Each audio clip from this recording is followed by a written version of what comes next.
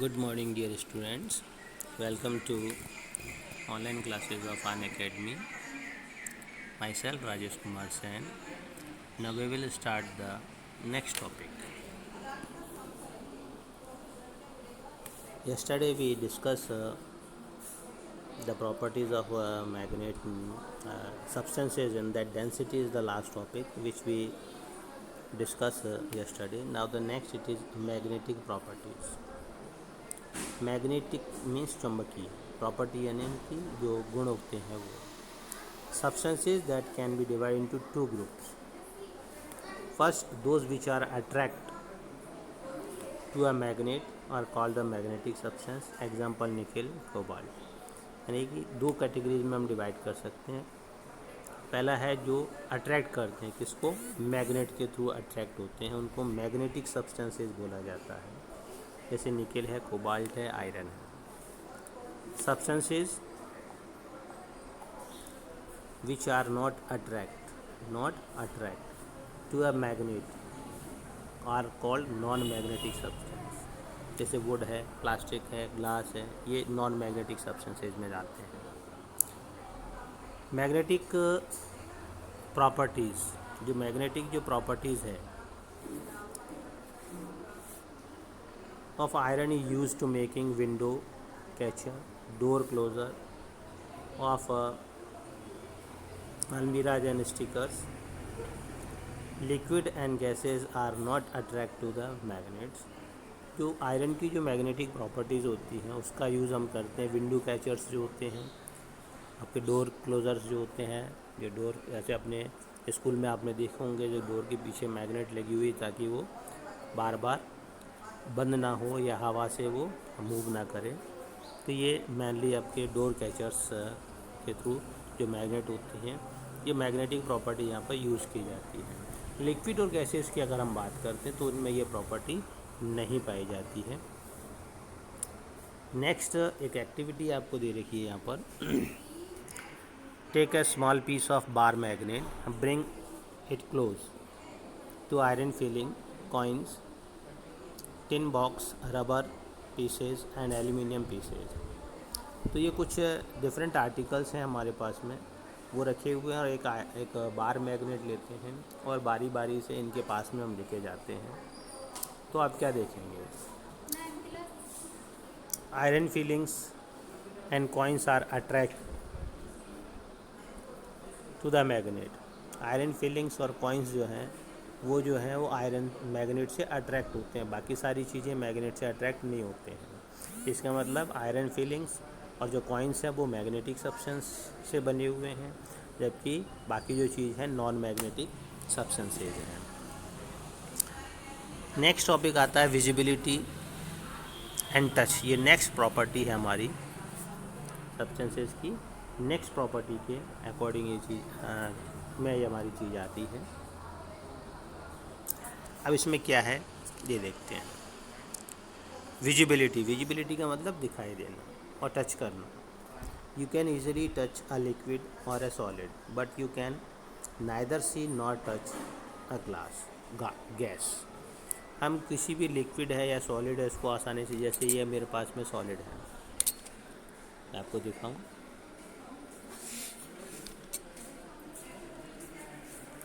ये देखिए, ये सॉलिड है, आयरन का बना हुआ, प्लास्टिक भी है, इसको हम आसानी से टच कर रहे हैं, देख रहे हैं.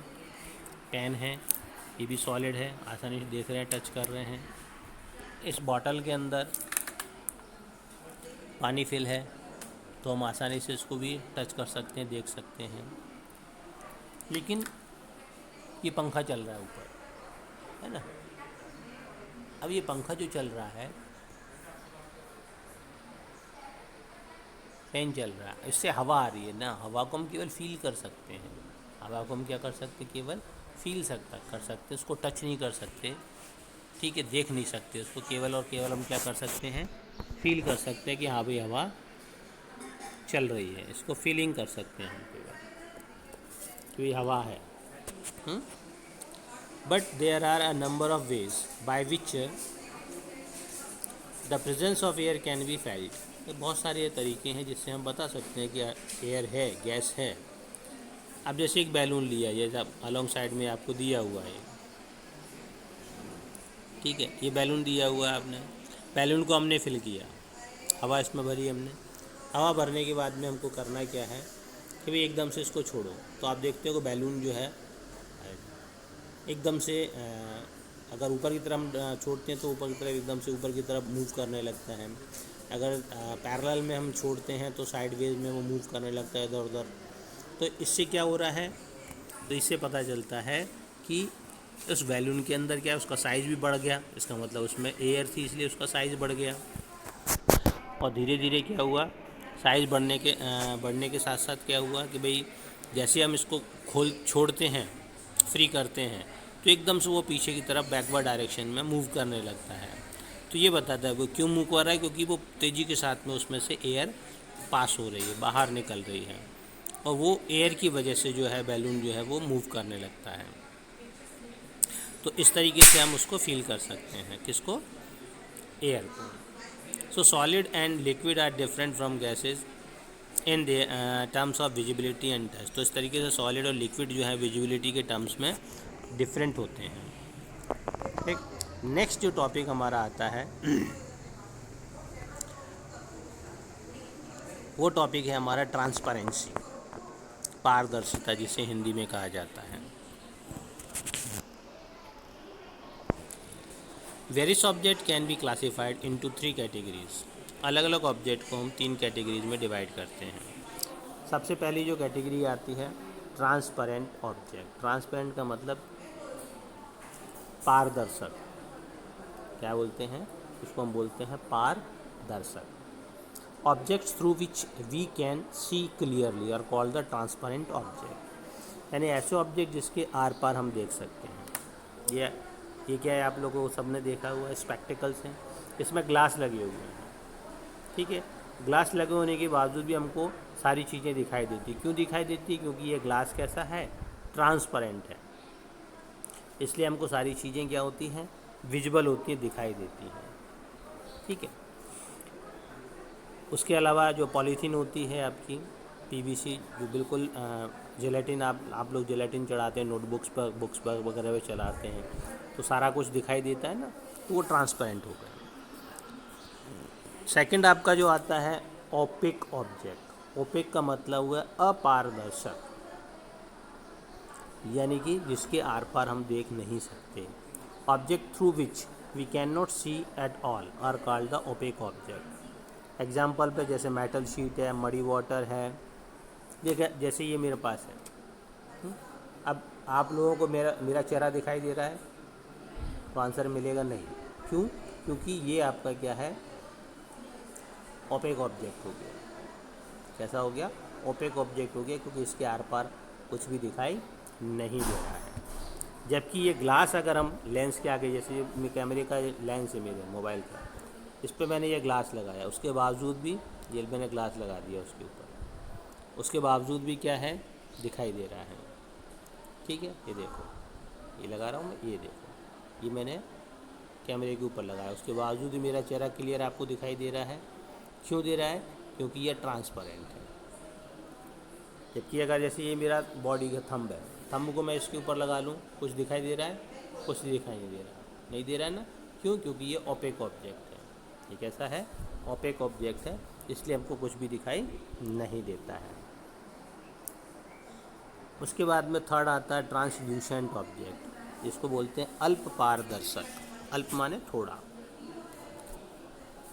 Object through which we can see partially, यानी कुछ थोड़ा बहुत हम देख सकते हैं, इसको ट्रांसल्यूसेंट ऑब्जेक्ट कहा जाता है। जैसे butter paper, Frost glass, butter paper या ऑयल लगा हुआ पेपर जो आपने देखा होगा, उसमें थोड़ा बहुत हमको दिखाई देता है। या फिर जो ग्लास होता है उसको स्क्रैच कर दें, कांच होता है, कांच पर हम स्क्रैच कर देते हैं किसी पैनी चीज़ से, तो वो क्या है कि पार्शली विजिबल होता है, थोड़ा बहुत दिखाई देता है और फिर दिखाई नहीं देता, थोड़ा बहुत दिखाई कम दिखाई देता है, तो उसको बोलते हैं ट्रांसल्यूसेंट ऑब्जेक्ट। तो वो कहलाते हैं हमारे ट्रांसल्यूसेंट ऑब्जेक्ट। नेक्स्ट इसके बाद में एक एक्टिविटी हमारे पास आती है, इज़ वाटर ट्रांसपेरेंट और ओपेक। क्या पानी ट्रांसपेरेंट है या ओपेक है? Make a cross on a white paper. एक वाइट पेपर पे क्रॉस का या कोई भी साइन बना लेंगे। Put a clean glass tumbler over it, अब उसके ऊपर एक ग्लास टम्बलर या ग्लास जो कांच का कोई बर्तन है बिल्कुल साफ़, वो रख दो। Can you see the mark, क्या उसको आपको जो क्रॉस का मार्क लगा है वो आपको दिखाई दे रहा है? तो आंसर मिलेगा आपको यस। एग्जाम्पल मैं आपको करके दिखाता हूँ,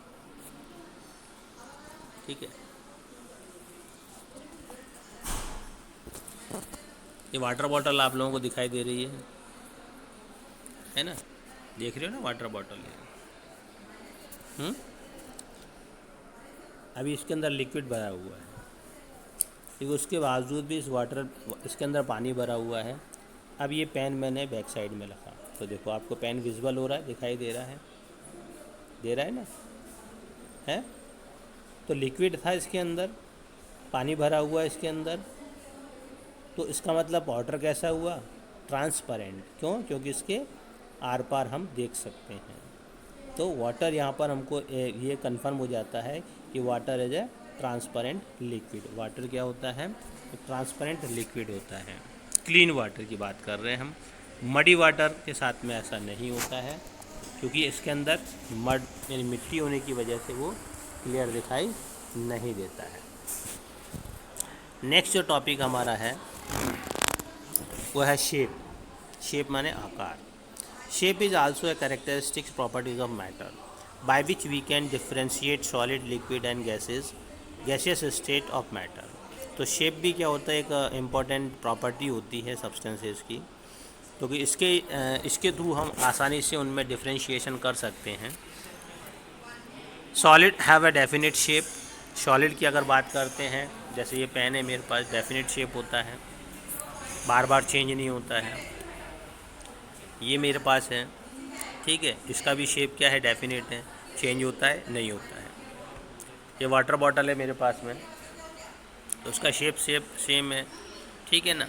इसको खाली भी कर दूंगा तो भी यही शेप रहेगा, लेकिन वाटर जो इसमें फिल किया गया उसका शेप चेंज होगा। ये देखो अब शेप चेंज हो गया, ऐसे किया तो अलग शेप हो जाएगा।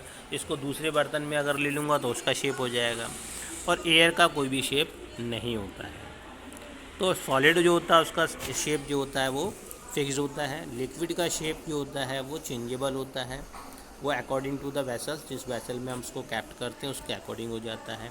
जबकि गैसेस का कोई भी शेप नहीं होता है।